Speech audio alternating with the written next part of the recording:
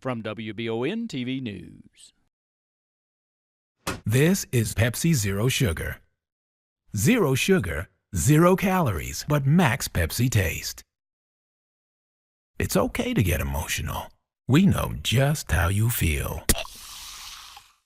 Today in Irvine, the concerned citizens of Estill County met to discuss action moving forward regarding the radioactive waste that had been dumped at the Blue Ridge landfill in 2015. WBON-TV spoke to attorney Mary Cromer with the Appalachian Citizens Law Center out of Whitesburg, who represent the concerned citizens of Estill County. Cromer updated us on the situation and reiterated that no criminal charges have been filed following the incident and that the parties that were deemed responsible in civil court have declared bankruptcy. She told us what the purpose of the meeting is today and said that the Cabinet for Health and Family Services gave updates at the meeting as well. When it was learned that the landfill that is directly across from the high school and the middle school in Estill County had received a large amount of radioactive waste from hydraulic fracturing, we got a call from some of the folks there, and they wanted to start organizing and see what we could do. So we began working with the citizens group then. It's really important to understand that there were about 1,600 tons of radioactive waste from hydraulic fracturing operations in West Virginia and Ohio that were brought into the landfill and were disposed of just like regular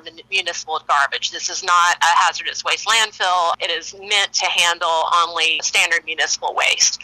That waste was mixed in with the everyday municipal waste, and it remains there today. It hasn't been moved.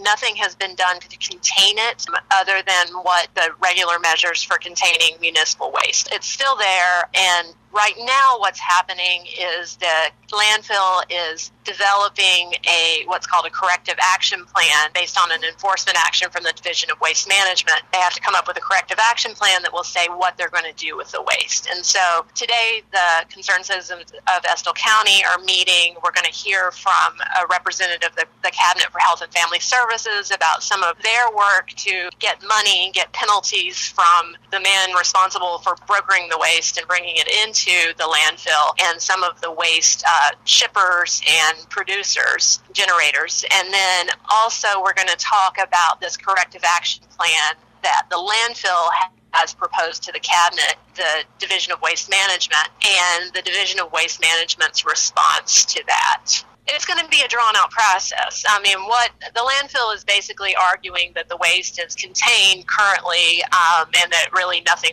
much more needs to be done. The Cabinet, the Energy and Environment Cabinet, has responded saying, there are some issues with the way they have calculated the risk, and that they're going to need to look at that again. But, the community, the concerned citizens of Estill County, our main purpose really in existing is to make sure that whatever is done to clean this situation up is protective of the health and environment of people of Estill County for generations to come. And so we are looking at the corrective action plan through that lens. Cromer said that the corrective action will take some time and that removing the actual radioactive material is not the best option, as unearthing it could pose a risk to workers and the nearby schools. For WBON-TV, I'm Marissa Hempel.